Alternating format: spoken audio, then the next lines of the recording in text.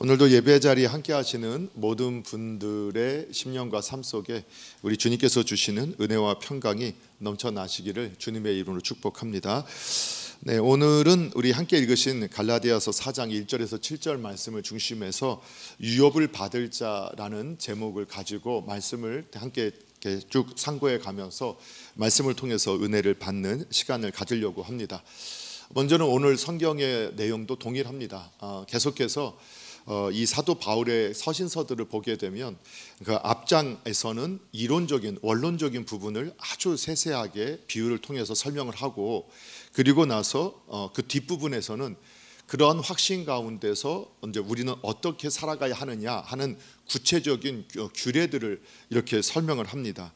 그래서 오늘 본문도 그런 내용 가운데서는 원론적인 부분을 다루고 있는 부분인데, 특별히 앞서서 나왔던 내용을 반복합니다. 우리 그리스도인들은 과거에는 우리가 후견인과 청지기 아래에 있었지만 지금은 그렇지 않다라는 것을 보여주기 위해서 오늘 본문의 1절, 2절 함께 이렇게 나와 있는데, 우리 1절, 2절을 같이 한번 읽어보도록 하겠습니다. 함께 읽겠습니다. 시작. 내가 또 말하노니 유업을 이을 자가 모든 것의 주인이나 어렸을 동안에는 종과 다름이 없어서 그 아버지가 정한 때까지 후견인과 청지기 아래에 있나니. 아멘. 예, 우리가 예전에 후견인과 청지기 아래에 있었다. 왜 이걸 다시 강조하느냐? 갈라디아 교회는요, 사도 바울이 복음을 전한 후에 얼마 지나지 않아서 거짓 교사들 이단이 들어와서 교회를 혼란스럽게 했어요. 이단이나 이 거짓 교사들은 마귀에게 속해 있다. 영적으로는 마귀에게 속해 있는 거예요. 우리가 아이고 목사님 뭐 이렇게 마귀에게 자꾸 이렇게, 아니요. 성경에서는요, 우리도 예수님 안에 있지 않을 때는 마귀에게 속해 있었거든요.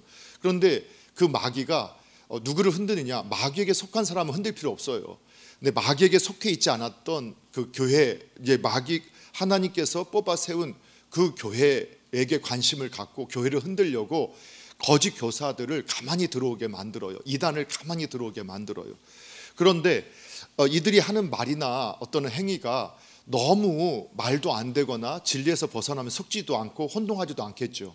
그런데 이 거짓 교사들이나 이단들이 그럴싸하게 말을 하기 때문에 교회가 혼동이 되고, 그리고 교회가 혼란하게 되면서 영적으로 성장하지 못하고 무너지게 되는 사례들도 있게 되죠. 물론 진정한 하나님의 교회로 부름받은 성도는 교회의 당이 깨어진다 하더라도 결국은 그 영혼은 결코 보호받고 반드시 또 공동체 교회에 속하면서 또 다르게 성장하고 쓰임받지만, 이처럼 악한 영들이 하나님의 교회가 완전히 건강하게 성장하지 못하도록 이렇게 미혹하는 이들이 있었다는 거예요. 그 가운데 이 시대에 유대인 기독교인들이 참 많았기 때문에 이전까지 우리가 율법 아래 있었던 것을 가지고 율법에 대해서 자꾸 예수님을 우리가 구원을 받기 위해서는 율법을 좀 우리가 잘 지켜야 된다라는 것들을 강조하다 보니까 예전까지 그렇게 배워왔던 사람들이 거기에서 혼동이 되어지고 정리가 안 되니까 계속 교회가 흔들흔들 거렸다는 거예요. 그래서 우리는 지난 시간에도 계속 말씀을 상고하면서 율법의 용도에 대해서 계속 우리가 말씀을 상고했잖아요. 그러면서 오늘 본문에서도 결국 율법의 역할이라는 것은 그냥 후견인, 청기 정도, 초등교사 정도의 역할을 하는 것이다 라고 정리를 하는 거예요. 자, 그러면 그게 뭐냐? 구원에 관계돼서 특별히 우리가 우리 조국교회, 우리 또 많은 교회 안에 성도님들이 율법을 오해하는 이유에 대해 설명을 드리면서, 우리도 구원에 대해서 너무 강조하다 보니까 율법을 지켜서 구원받지 않습니다. 율법은 폐기됐습니다. 율법은 심지어는 쓰레기입니다. 구원과 관계되지 않습니다. 이걸 너무 강조하다 보니까 성도님들이 자꾸 그래, 율법은 지킬 필요도 없고 율법은 아주 정말 쓰레기구나, 율법을 말하면 율법주의자가 되는구나, 자꾸 이런 식으로 생각을 한다는 거예요. 그런데 오늘 성경을 보면은 뭐라고 말씀하느냐? 그 말은 구원과 관계됐을 때는 율법은 정말 폐기됐고 쓸모없는 거다. 이제는 분명히 이해 정리가 되시죠. 그렇죠? 그러나 구원받은 성도가 성도답게 사는 길은 무엇을 통해서 이루어지느냐? 율법을 통해서 우리가 그것을 배울 수 있게 되어진다. 그래서 이제 우리가 이것을 신학 용어를 써서 한다면, 율법은 구원을 위해서 주어진 것이 아니라 성화를 위해서 주어진 거다. 거룩하게 살도록. 그래서 지난주에도 로마서를 지지난주에 인용하면서 로마서 말씀이 뭐라고 했어요? 율법은 선한 것, 아름다운 것, 거룩한 것, 그리고 하여튼 좋은 것, 이렇게 말했단 말이에요. 율법은 영적인 것이다. 율법이 육신적인 게 아니야. 영적인 것이고 선한 것, 아름다운 것, 거룩한 것. 그게 어느 때 그렇게 작용되어지느냐? 바로 우리가 예수님을 더 닮아가고 또 예수님을 믿는 사람답게 사는 법들을 가르쳐주는 게 율법이다. 그래서 오늘 율법이 중요할까 안 할까요? 중요해요. 그러니까 구원과 관계돼서 율법을 강조하는 것은 무조건 잘못된 거예요. 무조건 예수님 믿는 것 플러스 다른 것이 있다라고 가르치거나 다른 행동을 해야 된다고 가르치는 것은 다 잘못됐어요. 그럼 분명히 우리 고백해야 돼요. 율법을 지켜서 구원받을 사람 없어. 그런데 그러면 율법을 지키라고 하는 건 뭐냐? 율법주의자냐? 그게 아니라 이제는 예수님을 믿고 하나님의 자녀가 됐으니까 하나님 자녀답게 사는 법을 가르쳐주는 게 율법이야.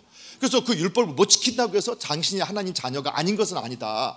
네가 그 율법을 지키다가 못 지켜도 하나님의 자녀라는 사실은 변함이 없다. 그러나 그 사람답게, 그 국민답게 살지 못하니까 그 유익을 누리지 못하게 될 거다. 네가 유익을 누리면서 건강한 크리스천의 삶을 살려면 어떻게 해야 되느냐? 율법을 네가 잘 지키면서 율법을 통해서 예수님을, 하나님의 마음을 알아가고 예수님 닮아가는 삶을 살아야 한다. 이걸 말하는 거예요. 그러면서 다시 오늘 율법은 후견인과 청지기, 우리가 율법을 지키는 삶, 과거에 너희가 율법을 지키며 살았던 것은 후견인과 청지기 아래 있었던 삶인데 이제는 너희가 율법은 딱 거기까지 역할이다. 너희들에게 그냥 어렸을 때 초등학교 교사처럼 그냥 주인 그 선생님이 가르쳐주면 가르쳐주는 대로 원래 법은 우리를 행복하게 만들고 안전하게 하고 우리를 보호하게 만들려고 만들어 놓은 것인데 어렸을 때 그걸 배울 때는 그냥 조용히 하면 하고 손 들고 건너 하면 손 들고 건너고 그 의미를 모르지만 억지로라도 일단은 무조건 따라하면서 그 의미를 배워가는 것 같이, 그리고 로마 시대에 그러한 청직이나 후견인한테 어린아이라서 상속자라서 주인인데 주인으로서 어떤 역할도 하지 못하고 오히려 종인 그 청지기가 시키는 대로 해야 했던 그런 것을 비유로 들어서 율법의 역할은 딱 거기까지다라고 설명을 해주고 있는 거예요. 그리고 나서 어떻게 됐느냐? 우리는 이제는 율법 아래에 있지 않고 복음 아래에 있다. 그거를 이제 3절, 4절, 이렇게 5절, 6절 계속 다 보여줘요. 그래서 3절부터 6절까지 같이 한번 읽어볼게요. 3절부터 6절까지 시작. 이와 같이 우리도 어렸을 때 이 세상의 초등학문 아래에 있어서 종노릇하였더니 때가 참에 하나님이 그 아들을 보내사 여자에게서 나게 하시고 율법 아래 나게 하신 것은 율법 아래 있는 자들을 속량하시고 우리로 아들의 명분을 얻게 하려 하심이라. 너희가 아들임으로 하나님이 그 아들의 영을 우리 마음 가운데 보내사 아빠 아버지라 부르게 하셨느니라. 아멘. 예. 근데 때가 참에라고 나오죠. 때가 참에. 우리가 구원받고 하나님의 자녀가 된 것은 율법을 지켜서 되는 것이 아니고 율법의 역할은 딱 초등교사 또는 청지기 아니면 오늘 성경에 나왔던 후견인 정도 역할이다. 진정한 하나님의 자녀가 되고 진정한 자유인이 되는 것은 때가 찼을 때 하나님이 하셨다라고 말씀을 하고 있는 거예요. 그렇죠? 그래서 때가 참에 하나님이, 이 말씀은 모든 성경의 역사를 보니까 결국은 이 말씀 그 자체만 보면 결국은 구원은 하나님이 하시는 거다. 또 하나님이 정한 시간에 하나님의 방법으로 하시는 거다라는 것을 우리에게 말씀해 주고 있는 거예요. 그러니까 구원은, 그래서 구원에 관계돼서 여러분 성경은 어떻게 써 있냐면 저와 여러분 언제 선택하셨어요? 성경대로 한다면 태어나기 전부터, 그 전부터, 또 그보다 더 언제부터?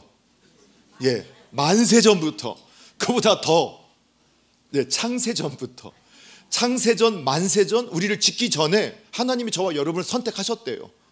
그래서 우리가 구원받을 수 있게 됐어요. 그러나 우리의 시간 속에서는 내가 어떤 환경 가운데 또 친구를 통해서, 때로는 부모님을 통해서, 자녀를 통해서, 때로는 우리 문화적 환경을 통해서 내가 예수님을 만나게 되고, 외적으로 부르심은, 내적인 부르심은 창세전 만세전 짓기 전에 있었지만 이 세상에 태어나서 예수님의 부름을 받을 때는 각각 정한 시간대 하는데 다 누가 하셨느냐? 하나님이 하셨다는 거예요.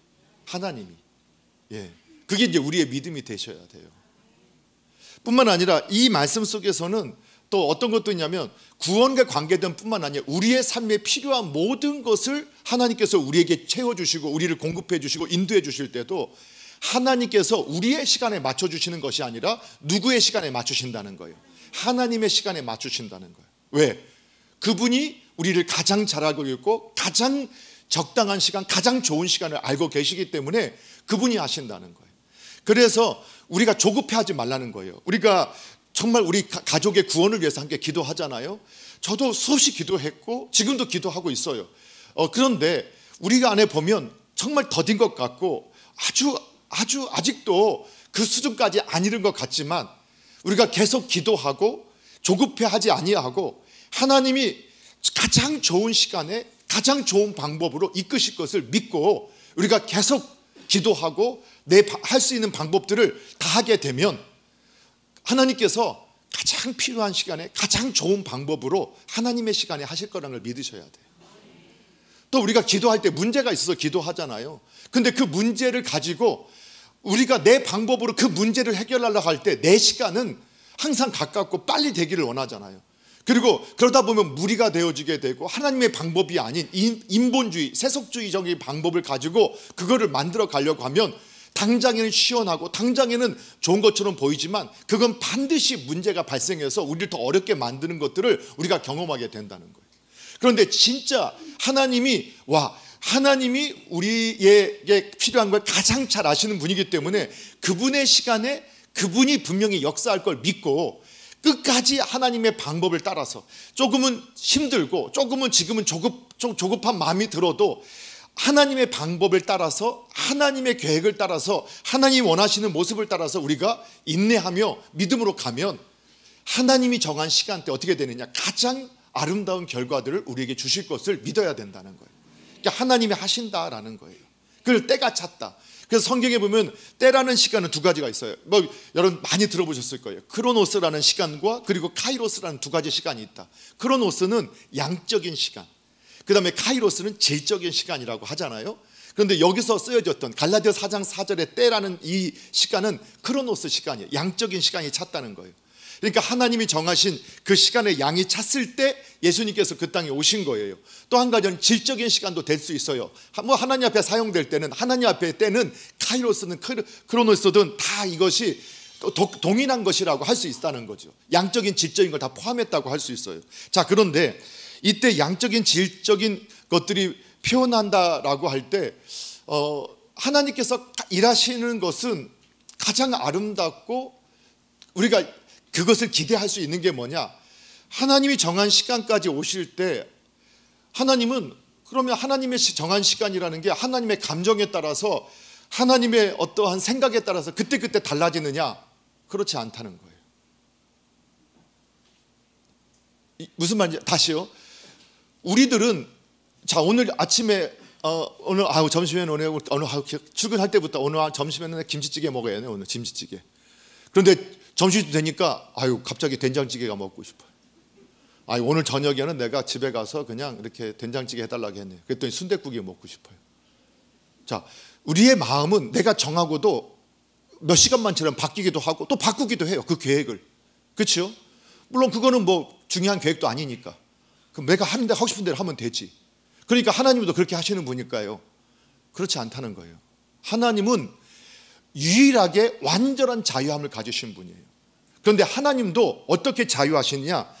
하나님 안에서 스스로 하나님 안에서 자유해요. 이게 무슨 말일까? 하나님도 하나님 안에 자유하다니 하나님은 마음껏 모든 걸 하실 수 있고 자기 생각대로 마음껏 하실 수 있는 것 같지만 하나님은 철저하게 하나님께서 하신 말씀 안에서 행하세요. 이해가 되세요? 하나님은 모든 것을 초월해 계신 분이시지만 하나님은 절대 하나님의 말씀을 초월해서 일하시지 않는다는 거예요. 예, 이거 너무 중요한 거예요.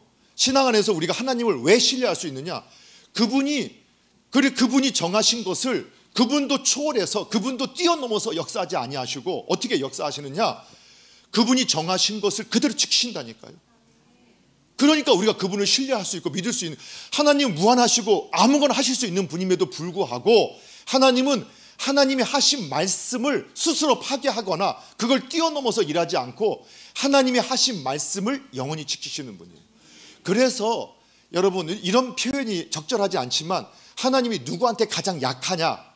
말씀 가지고 찾아오는 성도에게 약해요. 왜? 말씀은 약속이고 하나님의 약속은 내 말은 헛되이 돌아오지 않고 반드시 성취된다고 했거든요.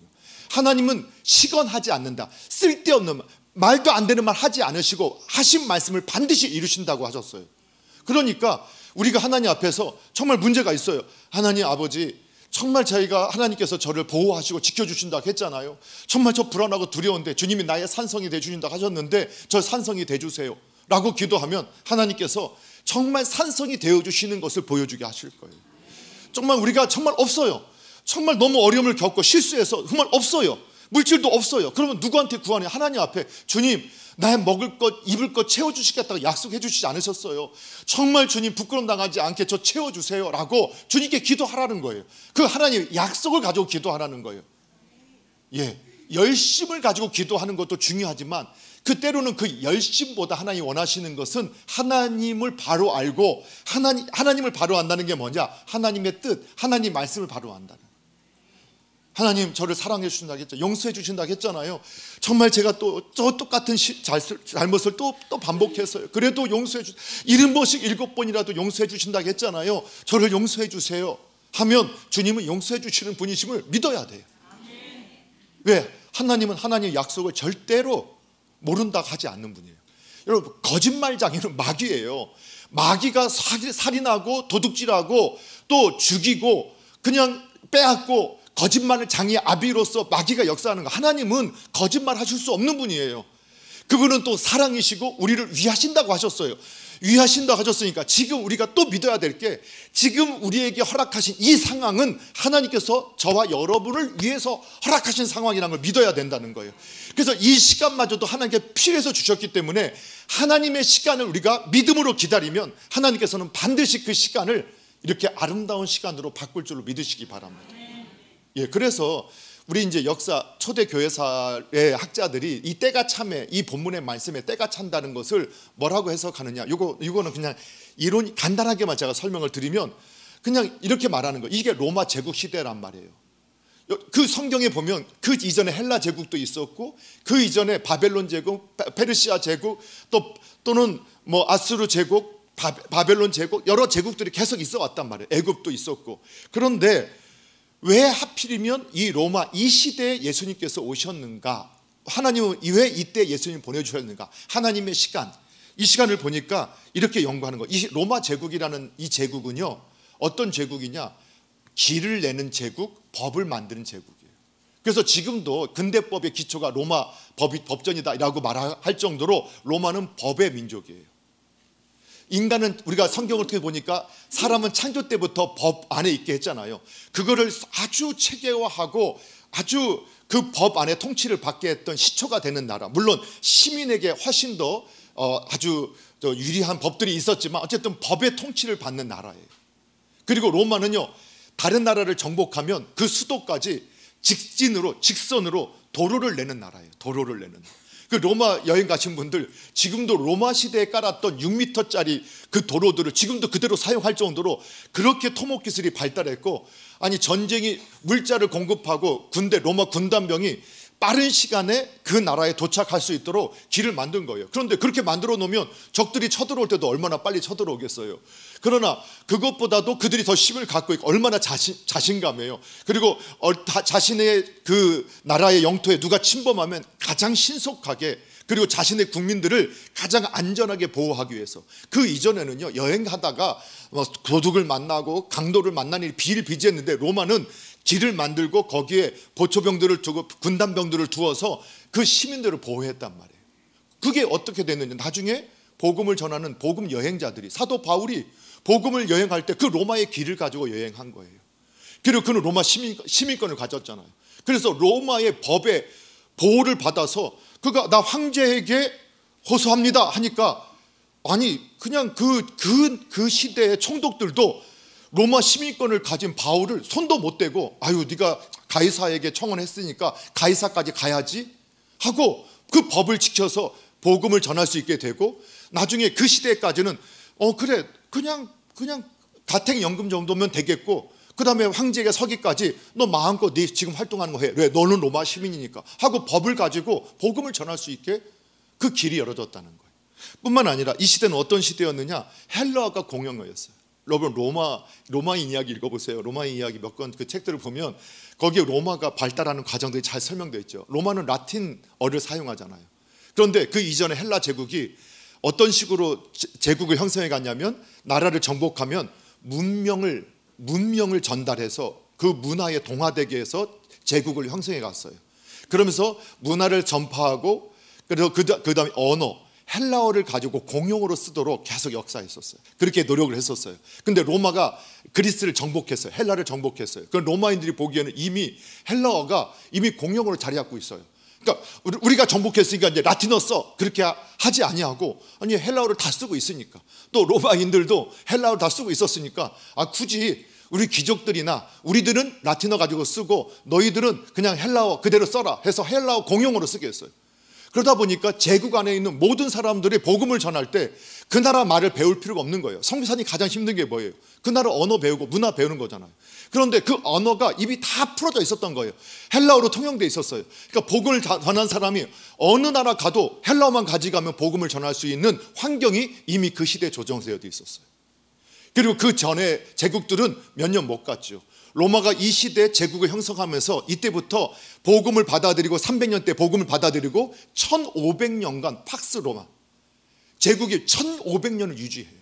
물론 그 이후에도 신성 로마 제국에서 계속해서 그 유지하지만 민족 국가가 형성되기 전까지 1500년 이상을 로마 제국이 그것을 유지하면서, 그 로마 제국을 기독교가 봉인되면서 그 로마 제국의 평화를 통해서 전 세계에 복음을 전할 수 있는 기초를 열어놔요.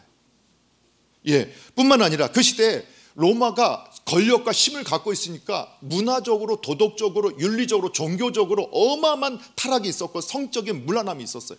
성경에서 성적인 문란함은 도덕적 타락의 마지막 모시라고 생각하면 돼요. 동성애, 짐승하고 이것들은 다 인간이 타락해가면서 문명이 발달하면 인간이 더 고도로 도덕화될 줄 알았지만 인간이 쾌락을 쫓아가는 거예요. 여러분, 인간이 타락하니까 어떤 분이 그냥 정말 깜짝 놀랐거든요. 그것도 우리나라 정치인이라는 분이 마약이 5배밖에 안 늘었어요, 이런 표현을 하잖아요. 그게 도대체 어떤 가치를 가지고 있기 때문에 그런 말을 할 수 있을까? 크리스천들은 그런 반문을 하게 되잖아요.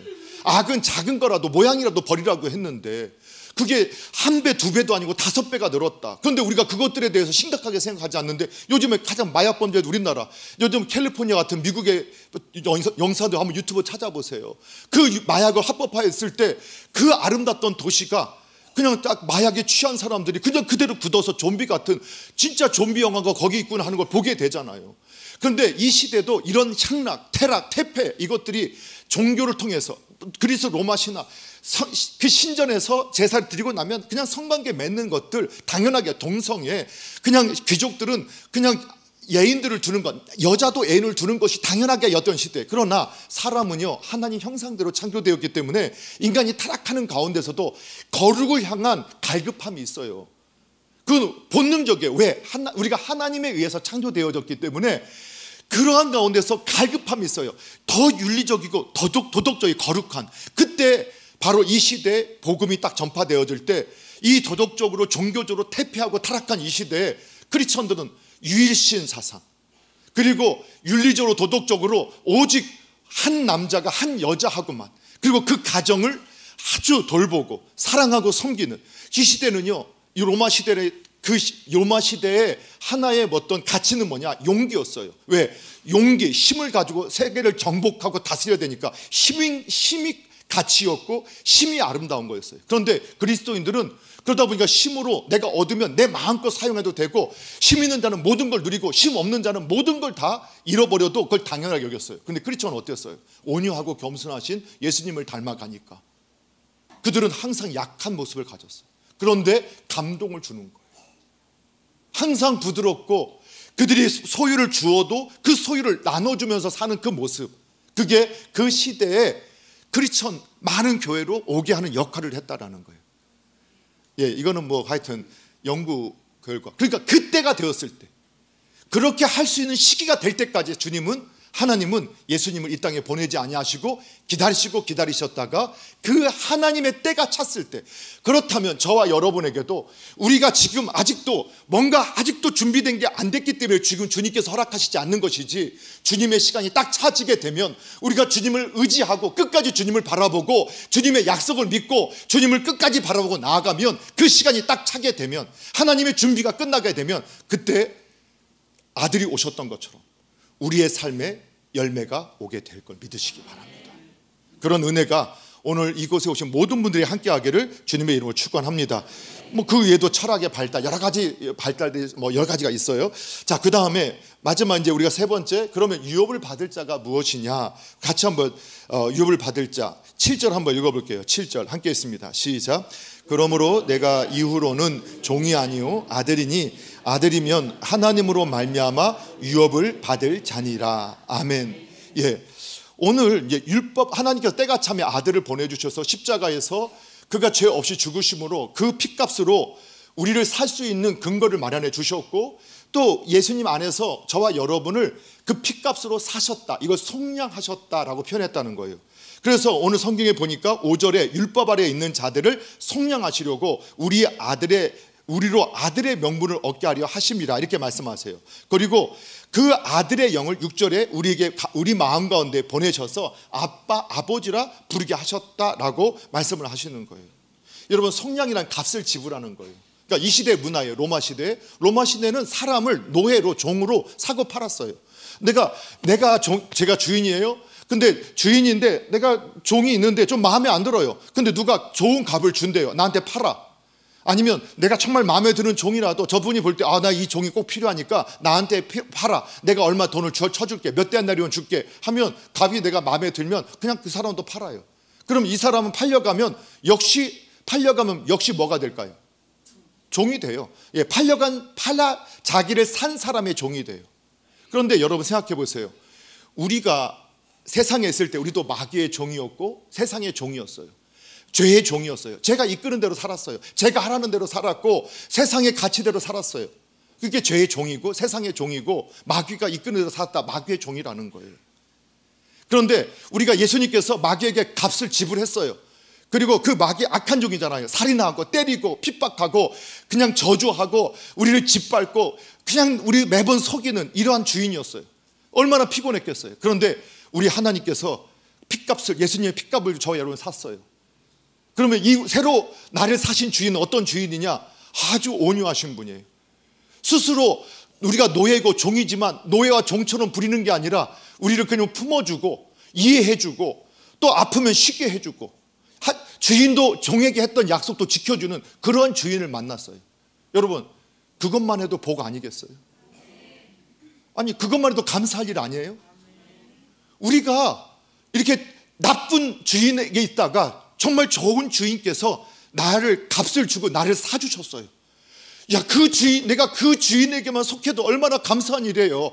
내가 종으로 살아도 그 아름다운, 그 선한, 그 좋은 주인의 종이 됐다는 것만으로도 감사해야 되잖아요. 우리가 성경을 믿는다면 그것만도 너무 감사한 일. 그런데 오늘 성경은 뭐라고 해요? 저와 여러분을 입양시켰다는 거예요. 하나님의 아들, 딸로 그것을 또 다른 유업을 이을 자, 유업받을 자가 뭐냐? 7절에 유업받을 자, 상속받을 자로 만드셨다는 거예요. 이름만 상속자라고 한 게 아니라 실제 상속을 주는 자. 예. 그래서 하나님의 자녀로서, 여러분, 우리나라는 늘 말씀드리잖아요. 우리나라는 입양에 대해서 아주 거부하거나 좀 잘못된 문화를 갖고 있죠. 왜냐하면 유교적인 전통 안에서 그 아들을 못 낳았을 때 대를 잇게 하고 제사 드리게 하려고 입양시켰거든요. 그러니까 입양이 좋은 문화가 아니에요. 감추려고 했어요. 그런데 이 성경에서 입양은 뭐냐? 그래서 배너를 보면 딱 안 나요. 배너가 그냥 신부에게 배신당하고 끝까지 그냥 팔려가가지고 가장 노예로서는 최고 비참한 함선에 아래 쇠사슬을 묶여서 전쟁하다가 배가 깨지면 도망도 못 가고 그 배와 함께 수장당해야 하는 그 최하의 그 노예의 수준까지 떨어졌었잖아요. 그런데 마침 이게 이제 영화지만 소설이지만 거기서 그가 탔던 배가 집정관이 탔던 배, 근데 집정관이 그 눈빛을 보면서 뭔가 감동을 받아서 전쟁에 앞서 그냥 그 쇠사슬을 혹시라도 하면서 쇠사슬을 풀어주잖아요. 그리고 전쟁 가운데서 이게 딱 그 배가 깨져서 이 장군이 집정관이 막 써내려가는 걸 배너가 풀려졌기 때문에 그걸 구출해내요. 그런데 전쟁에서 패배한 줄 알고 집정관이, 그 집정관이면 로마 황제 다음에 권력의 자리예요. 그가 이제 자살하려고 하는데 배너가 쫙 말리잖아요. 근데 그때 쫙 이제 그를 찾아봤던 그 배에서 우리가 대승을 거뒀습니다 하고 로마 개선을 딱 하는데, 그때 노예였잖아요. 최하의 노예였잖아요. 근데 그 배너를 그 집정관이 어떻게 해요? 내 아들을, 그 반지를 딱 껴주죠. 집정관의 아들, 집정관의 권세를 그대로 다 물려받아요. 그게 상속자예요. 여러분, 상속받는 것 좋아요, 싫어요? 예, 어르신들만 좋고 젊은 분들은 안 좋아하시는 것 같아요. 훌륭해요. 우리 젊은 친구들은 상속 필요 없죠. 예, 그런 거 필요 없어요. 부모님 다 쓰고 가세요. 이런 마음이잖아요. 그렇죠? 그래서 아멘 안 하신 거잖아요. 네, 맞죠. 우리들은 부모님 다 쓰고 가세요. 저도 그렇게 말해요, 매번. 그냥 아버지, 어머니 다 쓰고 가세요. 다 쓰고 가세요. 그러다 다 못 쓰시면 그때 제가 좀 생각을 그럼 그렇게 생각하는 거죠. 근데 우리가 상속을 할 수 있고 상속하는 거, 자꾸 왜 상속을 악하게 보게 만들까? 성경은 상속을 하거든요. 그게 왜 악해요? 악하게 번 사람이 그 부를 악하게 그 버는 돈을 넘겨주니까 악하다? 그 일반화의 오류 아니에요? 그 일반화의 오류잖아요. 하여튼 그건 너무 나가지 말고요. 그래서 제가 보니까 상속자가 됐는데, 여러분, 저와 여러분 어느 상속자냐? 하늘의 상속자라는 거예요. 하늘의 상속자. 그리고 우리가 이 땅에서 예수님을 믿고 하나님의 자녀가 돼서 하늘의 상속자가 되면 이 땅에서도 상속자의 권세를 누릴 수 있게 하신다는 거예요. 그 약속인 거예요. 여러분, 이 땅의 것 상속은요, 이 땅의 것의 상속은요, 그 작은 상속을 가지고 또 큰 상속이든 작은 상속이든 항상 문제가 있어요. 제가 목회자가 되고 정말 많은 장례식을 치르고 그 이후에 어떤 많은 이야기를 들어요. 근데 여러분, 그 재산이 크든 작든 간에 어마어마한 재산을 물려받는데 형제들끼리 싸우느라고 변호사한테 다 가게 하고 본인들은 거의 깡통 타듯 하는데도 계속 싸우는 거예요. 내가 못 갔지만 너도 못 갔게 하겠다. 야, 인간의 마음이 그래요. 아니, 제 생각이면 그 정도지면 그냥 품파이에서 잘 나눴으면 서로 좋았을 텐데, 아니 근데 그거 가지고 절대 너한테는 못 주고 동생한테, 형한테는 못 주고 뭐 서로 그러면 싸우면서 그냥 서로 변호사 좋은 일만 다 시키고, 그리고 그냥 아무것도 못하는. 그러면 돈이 많기만 하면 그러냐? 아니, 저는요 500만 원 가지고도 싸우는 형제들 봤어요. 그래서 세상의 상속. 그래서 여러분, 어르신들은 잘 기억하십시오. 우리나라가 자꾸 이제는 선진화되면서 유산법도 다 되어 있지만 미리 잘 정리하셔야 돼요. 미리. 그거 안 하면 정말 자녀들, 그게 정말 상속이 한 것이 정말 복이 될지 저주가 될지 아무도 몰라요. 그 잘 정리하셔야 돼요. 제가 어떤 분은요, 하여튼 친척들까지 집이 좀 부유하니까 친척들까지 와서 그때 좀 더 받으셨으니까 저한테 좀 남겨주라고 하면서 와서 하는 것도 있어요. 그거 정말 힘들어요. 그건 뭐 여기 중요한 게 아니에요. 그래서 우리에게 상속은, 그런데 세상의 상속은 이렇게 썩기도 하고 문제가 있기도 하지만 하늘의 상속자, 여러분, 하늘의 유업을 이을 자라는 것을 여러분 믿으시기 바랍니다. 여러분, 주님께서 떠나가실 때 뭐라고 했어요? 너 천국에 기거할 집이 많다, 기거할 것이 많다, 그리고 너희 기거할 집을 마련하러 간다고 했어요. 여러분, 천국이 임할 때 저와 여러분 독채가 있음을 믿으시기 바랍니다. 여러분, 저와 여러분 명의로 분명히 있을 거예요. 그게 하는 약속이니까. 근데 집의 크기는 다를 거예요. 누구 집이 큰지는 아무도 몰라요. 보통 우리가 보면 목사님은 집은 좀 클 것 같다. 전혀 그렇지 않을 수 있어요. 여러분, 저를 모르잖아요. 그래서 정말 믿음으로 산 분들, 이 땅에서 저 하늘의 상속자로 이 땅에서 사람에게, 환경에게 어떤 걸 묶임당하지 아니하고 이 땅에서 하나님한테만 묶임당해서 하나님 나라를 위해 살았던 사람들에게는 하늘의 유업이 있어요. 이 땅에서도 하늘의 유업이 있어요. 하나님 자녀로서의 권세를 누려요. 하나님께서 책임져 주신다는 거예요. 여러분, 우리가 인류의 역사를 보세요. 복음을 품은 나라는요, 하나님께서 늘 강성하게 하시고 사용하셨어요. 복음을 품은 가정, 복음을 품은 개인, 복음을 품은 나라, 민족은 하나님께서 늘 강성하게 하시고 하나님께서 크게 사용하셨던 것은, 이거는 성경의 역사이고 교회사의 역사이고 인류의 역사예요. 여러분, 애굽이 400년 동안 큰 제국을 이뤄요. 요셉 이전에 애굽은 정말 작은 나라였어요. 그런데 요셉을 딱 품고 이스라엘 백성을 400년 품는 동안 애굽은 하나의 제국을 이뤄요. 그리고 이 로마라는 나라가 어떻게 돼요? 예수의 복음을 딱 품게 되니까 1500년 이상 그 나라가 로마가 팍스 로마라는 평화의 로마 제국을 유지하면서 1500년 동안 강성한 나라를 이뤄요. 그리고 이 근대 민족 국가들이 성장되면서 독일에 또는 영국에, 프랑스에, 그들은 스페인에 아니면 네덜란드에 복음이 들어가고 그들이 복음을 위해서 사역하기 시작할 때마다 그 나라가 가장 강력한 힘을 가지게 해요. 그리고 가장 가까운 나라가 어디였어요? 미국이었잖아요. 청교도들이 오직 복음을 위해 살겠다고 세웠던 나라, 출발은 그랬죠. 지금은 타락했어도. 그리고 지금도 여전히 그들 안에는 청교도 정신이 남아있고 전 세계에 가장 많은 복음을 전하잖아요. 그 지금까지도 미국은 어느 나라도 무시 못하는, 전 세계의 모든 전투력을 다 합쳐도 미국 한 나라를 이기지 못하는 그런 나라로 하나님께서 만들어 주셨죠. 그리고 우리 대한민국도 어땠어요? 가장 어렵고 힘들 때 복음을 우리에게 전해주셨고, 그때 우리나라는 일본에게 식민지로 막 침탈당하고 있는 그때 복음이 들어왔는데, 아무것도 없는 나라, 자원도 없는 나라, 아무것도 6.25로 피폐되어지고 2차 세계대전 이후에 독립했던 3천만 명 이상의 국가 중에서 유일하게 자유민주주의 국가로, 그리고 부유한 나라로, 강력한 나라로, 지금 세계 많은 열강들은 G6가 아니라 G2까지도 갈 것이다라고 예측할 만한 나라로, 지금 세계 모든 주목이 한국에 있어서 K-팝, K-음식 모든 거 K자를 붙이면 열광하는 이런 모습을 갖게 하셨어요. 그게 그냥 얘기가 아니에요. 그건 인류의 역사를 통해서 하나님께서 역사를 통해서 보여주셨던. 그런데 우리나라가 지금 어떻게 해요? 세계 두 번째로 선교사를 많이 파송하는 나라. 여전히 우리 교회가 타락하고 아주 무너졌지만 세계 두 번째로 선교사를 가장 많이 파송하고, 지금도 그래도 교회는 선교의 열정을, 하나님 나라를 품고 있는 그 나라. 그래서 여러분, 복음을 품은 개인, 복음을 품은 가정, 복음을 품은 민족은 반드시 하나님께서 사용하신다는 사실을 믿으시기 바랍니다. 그래서 여러분, 저와 여러분이 그러면 유업을 받을 자로 어떻게 살아야 되느냐, 한 가지만 제안을 하겠습니다. 로마서 8장 29절에 보게 되면 뭐라고 나오느냐, 하나님 미리 아신 자들을 또한 그 아들의 형상을 본받게 하기 위하여 미리 정하셨다.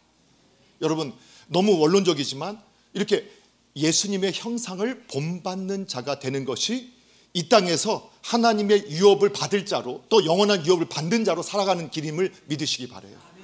그런데 이때 본받는다라는 단어의 원어 헬라어를 찾아보니까 뭐라고 나오느냐, 함께 하다라는 단어와 그리고 모방한다라는 단어의 합성어예요. 그렇게 함께 있으면서 모방하는 거예요. 우리가 어떻게 배워가느냐, 모방해서 배우는, 카피해서 배우는 거예요.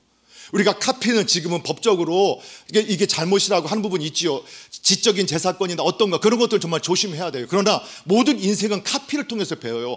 자녀들은 부모님의 웃는 모습, 말하는 태도, 그런 먹는 음식, 그걸 카피해서 배워서 그대로 따라가잖아요. 여러분, 우린 중국이 지금 어떻게, 지금 삼성의 전자에 80%, 90%까지 따라갔대요. 어떻게 해서 따라갔다 하는 거예요? 예, 카피해서. 나라고 할 수 있을까요? 우리나라는요? 우리나라 어떻게 성장했어요? 예, 어느 나라가 카피했어요? 우리가 그렇게 싫다고 하는 일본 거를 다 카피했었어요. 저희 어렸을 때 소니 이런 거 그거 갖고 있으면 정말 부자였거든요. 근데 어느 날 갑자기 삼성에서, LG에서 카세트 테이프를 딱 만드는, 우리나라도 만들었다. 그런데 처음에 딱 넣잖아요. 테이프를 딱 넣잖아요. 테이프가 씹혀서 나와요. 겉모습은 똑같은데 그 카피했는데 실력은 카피가 안 되니까. 근데 시간이 지나고 또 하다 보니까 어느 날 보니까 지금 우리 삼성이 일본에 있는 모든 IT 기업의 모든 거 합치고 다 큰 거를 한다고 하잖아요. 카피를 통해서 발전한 거예요. 근데 모방하라는 거예요. 신앙도 모방을 통해서 발전하는 거예요. 좋은 장로님, 좋은 권사님, 좋은 집사님, 좋은 형제 자매, 아니면 목사님, 그 좋은 모습, 나쁜 모습은 배우지 말고 좋은 모습, 그거를 카피하는 거예요. 야, 저분은 저렇게 응답을 많이 받는다는데 기도하는 거 보니까 저렇게 기도하더라. 야, 저분은 저렇게 큐티를 그렇게 하니까 하더라. 저분은 저렇게 하니까 하나님과 함께 하는 걸 경험한다 하더라. 나를 카피하는 거예요. 카피하는 거예요. 그러나 진정한 우리 카피의 대상은 누구냐? 예수님이에요. 온유하시고 겸손하신 사랑과 순종의 예수님. 아버지의 뜻이라면 그냥 거기서 스톱하고 멈출 수 있는 예수님을 닮아가는. 그래서 예수님을 카피할 때 그분과 함께하면서 예수님의 생각이 내 생각이 되고, 예수님의 느낌이 나의 느낌이 되고, 예수님의 결정이 나의 결정이 되는 것 같은. 이제 구체적인 건 뒤에 좀 나올 거니까 그때 좀 더 살펴보고, 여러분, 그분이 유업을 이을 자로 상속자로서 이 땅에서도 상속자로서의 자유함을 누리게 됩니다. 사람의 종, 환경의 종, 어떤 것에 사상의 종이 되지 아니하고 진정한 자유를 누리는 귀한 종들이 됨을 믿으시기 바랍니다. 사랑하는 성도 여러분, 율법은 딱 거기까지입니다. 우리를 몽학성생 정직이 후견인으로서 우리를 예수님께로 인도하고 또 예수님 믿는 자녀로서 자녀답게 살 수 있는 그 모습을 우리에게 가르쳐 줍니다. 그러나 구원은 때가 차서 오셨던 예수 그리스도를 통해서만 구원을 받습니다. 그리고 그분 안에서 우리를 종으로, 하나님의 종으로 삼아준 것만 해도 너무 감격스럽고 기쁜 일이 아니겠습니까? 근데 그분이 저와 여러분을 종으로 잊지 않고 내 아들이다, 내 딸이다, 내 상속자다, 너를 위해 준비한 내 상속된 유업이 있다라고 주님 말씀하시는 거예요. 이 땅에서도 그 상속자로서 주님을 닮아가는, 그리고 주님의 영광에 참여하는, 그리고 오늘 이 땅에 하나님 나라에 속한 믿음의 가문을 세워가는 저와 여러분 되기를 주님의 이름으로 축복합니다.